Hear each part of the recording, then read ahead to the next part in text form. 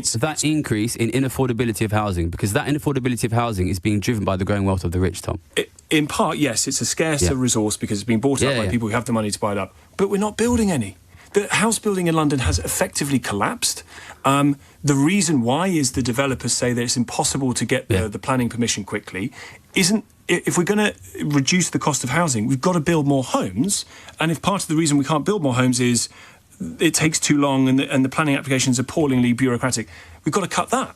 Tom, just quickly on that, before I go back to Tobias's question. Sorry, yes, of course. Can you name me one city in the world which built its way out of the housing crisis? Which built its way out of the housing crisis? Well, it depends what you mean by out of. Built enough houses that housing became more affordable over time in the last 20, 30 years. Well, there are lots of places in which housing is far more affordable than here, lots of other countries in which there's, and far less scarce. Like where?